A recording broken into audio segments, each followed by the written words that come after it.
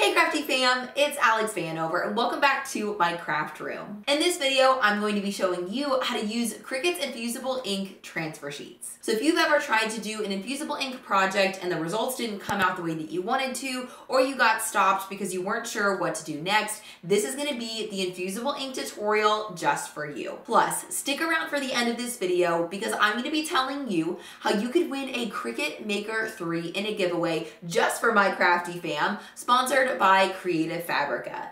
And it is open worldwide. So even if you live outside the US, you can enter to win this giveaway. So stick around to the end for those details. But in the meantime, let's get into this tutorial. So to get started with our Infusible Ink project, the first thing that we need to do is choose an image that's going to work well for Infusible Ink. So I'm going to be using an image from the Cricut image library. So I'm just going to go over to the left-hand side of the screen into the design panel and click on images. Then I'll choose browse all images, and in the search bar, I'm going to search for the word Aloha because I'm using some like Hawaiian themed pattern Infusible Ink, and I think that would look super cute. So now I'm going to scroll down and look for an image that I think would work well for Infusible Ink, and I think I'm going to use this image right here. So I'm just going to click it to select it and then choose the green Add to Canvas button to add this image into our canvas. Now let's talk about why I chose this image. So for one thing, especially if you're an Infusible Ink beginner,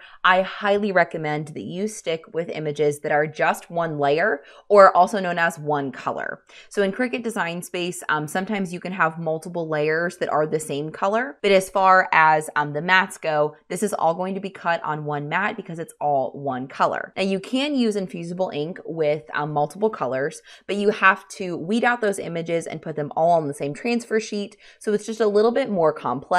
And I recommend starting this way if you're new to Infusible Ink and you want to get acquainted with it. Another reason why I chose this image is because it doesn't have a bunch of really fine areas. There are a few fine areas in here that I'll have to be really gentle with the Infusible Ink when I weed, but otherwise there's no super fine areas that's going to make it difficult. So I think this is a great image, and I recommend you keep those kind of stipulations in mind when you are choosing images to use with Infusible Ink until you're a little bit more comfortable with it. Now, next I need to go ahead and size my image, and I'm using a youth large shirt. It's an Infusible Ink Cricut blank, so I'm going to be sizing my image to 6 inches wide, and then press enter, and that'll make it a little over 7.5 inches tall, which is perfect for me. So once it's sized, then I can go ahead and click the green Make It button to proceed through my project. Next on the prep screen, something you must always do with Infusible Ink is to click the mirror button just like you would with heat transfer vinyl. And then once your image is mirrored, you can go ahead and click the green Continue button. Then once your machine connects, next you need to choose a cut setting.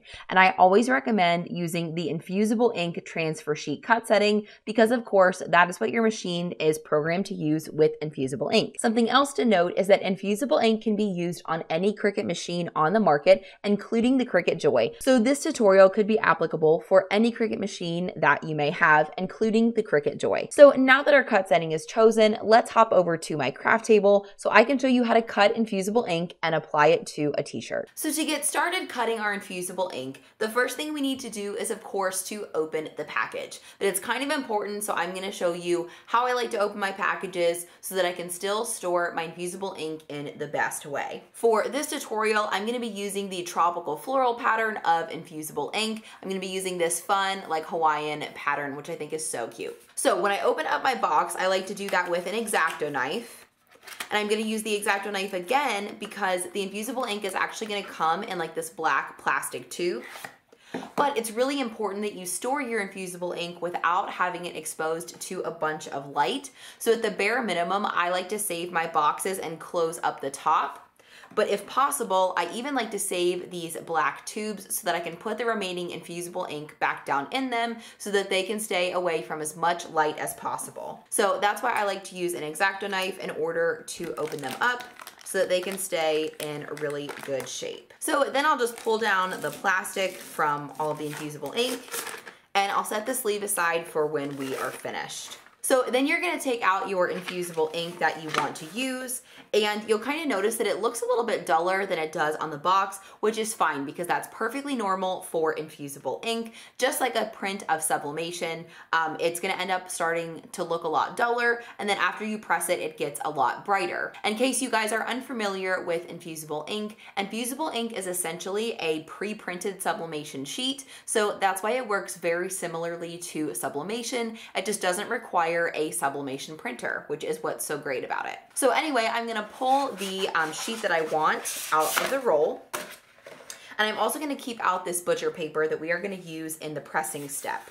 But I'm gonna go ahead and re-roll up this piece of infusible ink and stick it back down into my tube and back in the box since I'm not using it.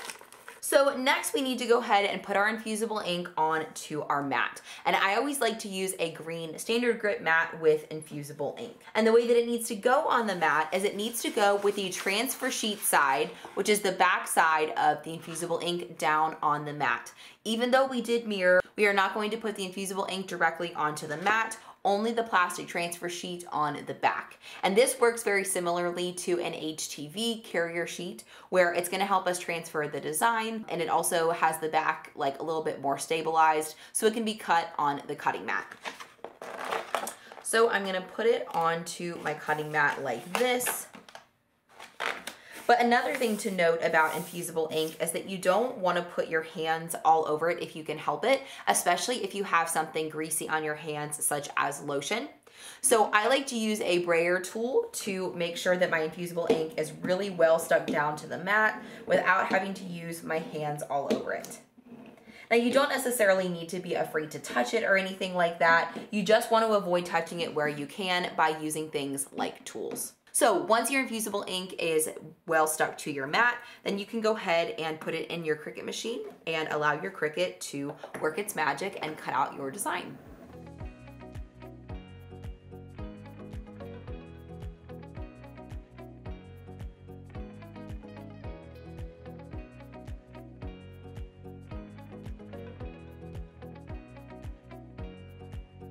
Then once your infusible ink is finished cutting, you can remove it from your Cricut machine. And then we need to remove it from your mat. So you've probably seen this trick before, but it's especially important with infusible ink. The best way to remove it from the mat is to flip the mat over so the sticky side is facing down, and then actually peel the infusible ink off of your transfer sheet like this so that you don't damage your infusible ink or make it any more curled. Then once your infusible ink is removed from the mat, the next step is to weed your infusible ink. When it's time to weed your infusible ink, the first thing that you should do is cut away the excess from the rest of the sheet so that you can save these infusible ink scraps from another project. And then I'm gonna store these scraps inside the black tube with the rest of the pack so that they don't get exposed to much light in between projects. Weeding infusible ink can be super tricky. So here's a couple of tips and tricks that I've picked up that make it a little bit easier. The first thing I like to do before I start using my weeding tool is to actually take my infusible ink sheet and kind of bend it back along the edges. I've heard this called almost like cracking the infusible ink because you'll kind of hear it crack as it comes off of the backing. I don't know if you can see that, but the edges are like lifting up off of the backing, which makes it a lot easier to weed after we do this. So it kind of makes a cracking sound like that, but in the end, that is way more helpful to get the infusible ink started. It feels a little bit like weeding cardstock almost, so it's definitely a little bit of a funky texture. If you're a Cricut crafter and you're used to vinyl and HTV, it is definitely a little bit different, but it's a lot of fun to work with. So then once you've cracked back all of your edges and the edges are starting to lift, the next tip that I have for you is to use your weeding tool as little as possible. I do like to use a weeding tool here in the corner to get my sheet started.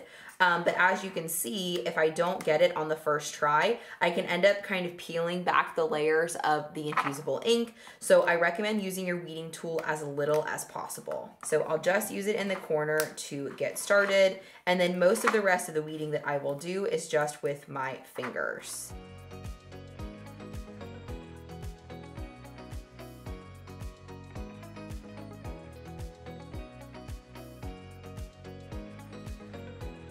as I weed, I just like to go slowly and carefully so that as I see like the centers of my letters and things like that, I can go ahead and peel them off.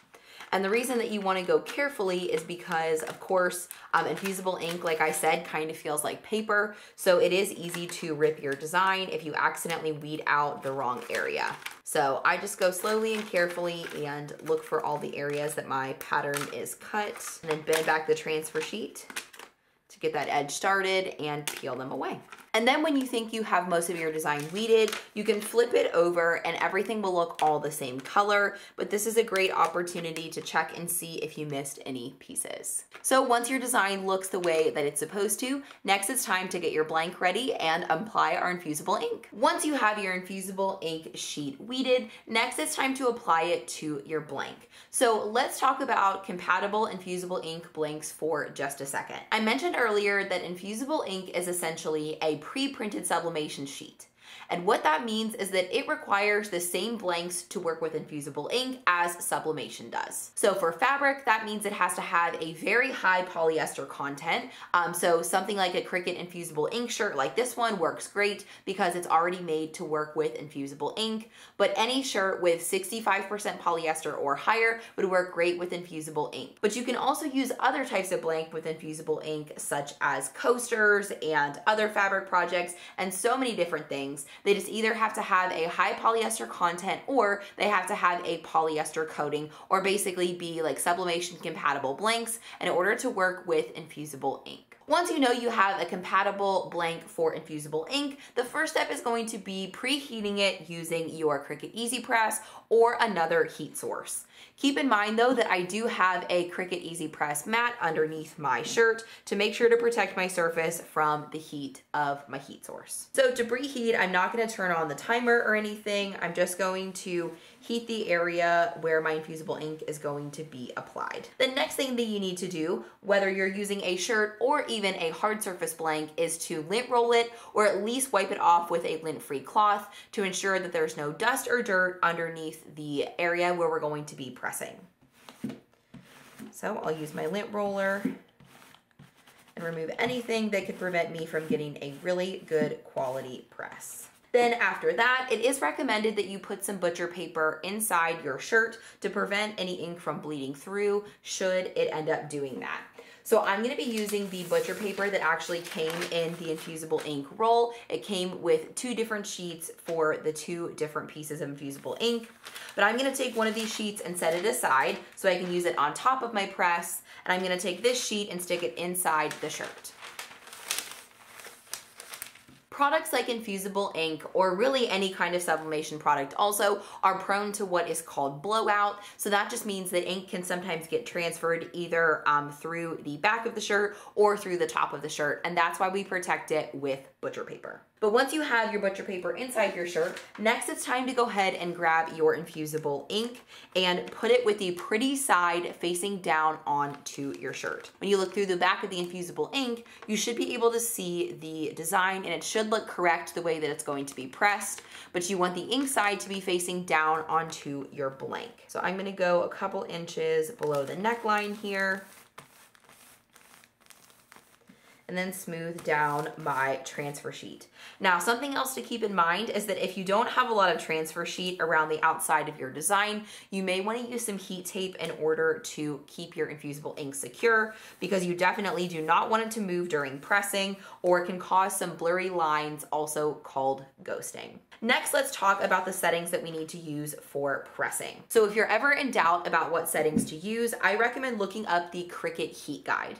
You can either Google the words Cricut Heat Guide, or I will also link it for you in the description of this video, and it gives you the temperature and time settings based on the product that you're using as well as the blank that you're using. And the Cricut Heat Guide told me to press at 385 degrees Fahrenheit for 40 seconds. But I learned this really really cool tip from my friend Sydney over at Tastefully Frugal. So I will put her handle right here on the screen if you want to go follow her because she's amazing. But something to understand about whenever you're working with infusible ink or actually any kind of heat source, including iron-on or heat transfer vinyl, is that whenever the surface of the heat source actually goes to whatever it is pressing, the temperature is actually going to drop a little bit because the surface of the shirt is cooler than the surface of the cradle where the easy press is sitting. So I increased my temperature by 10 degrees in order to compensate for that temperature drop. So even though 385 degrees was recommended, I bumped it up to 395 to make sure that my design still gets really good heat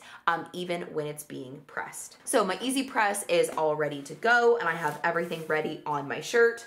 So now I'm gonna put the butcher paper over top of my design and press for the recommended time and temperature. Make sure it's all lined up over top of my entire design so I don't miss any of it. And then I am going to push down with my hands. I don't need to give it a ton of pressure, but just enough to make sure that it makes good contact with the shirt. Then I'll set my easy press back in its cradle. Then once your infusible ink transfer sheet is cool enough to the touch, then you can peel away that backing sheet. And check out how bright and beautiful this design became.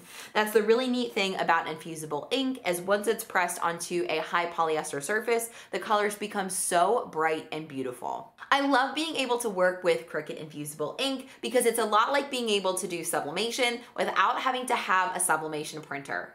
So if you have not taken the leap and tried infusible ink yet, then I highly recommend that you start trying it because it is so much fun. Which infusible ink tip did you find most helpful? Let me know down in the comments below. Okay, the part that you've all been waiting for, let's talk about that Cricut Maker 3 giveaway. First of all, the giveaway is sponsored by Creative Fabrica, so thank you so much Creative Fabrica for offering this amazing giveaway exclusively to my crafty fam. It's also not associated with any other company. The giveaway is only sponsored by Creative Fabrica. You can enter the giveaway starting now, today, which is Tuesday, May 17th, 2022. And the giveaway ends this Friday on May 20th, 2022. So be sure to enter before then. Another amazing thing about this giveaway is that it's open to a worldwide audience. So for those of you outside the US in our international crafty fam, you can enter to win this giveaway and I'm so excited about it. Let's talk about the steps to enter the giveaway. Step number 1 is to go down in the description box of this video and download the free Creative Fabrica file that I have linked for you there. Now, on a side note, you are going to have to either sign into your existing Creative Fabrica account or you may have to create a Creative Fabrica account if you don't already have one, but it's totally free, so no worries. Then the second step to enter the giveaway is that you need to comment on that free butterfly file and talk about what you want to make using the butterfly file. So a sentence, for example, like, I can't wait to make a t-shirt using this file. Then third and finally, you need to comment on this YouTube video and give it a big thumbs up. And that's all you have to do to enter. It's so stinking easy. The winner will be announced in next Tuesday's video, which will be Tuesday, May 24th, 2022. Plus, in next week's video, we'll be talking about Creative Fabrica's amazing all-access subscription. And if you want to get a sneak peek of what all that includes, I'll go ahead and link it for you in the description box below. Now, as always, don't forget to give this video a big thumbs up if you learned something new and subscribe to my YouTube channel if you haven't already, because I don't want you to miss an upload like ever. So subscribing helps you get notified every time I post a new video. And don't forget to connect with me on social media at DIY Alex Vanhover because I love getting to know each and every one of you. Good luck on the giveaway, crafty fam, and all the hearts.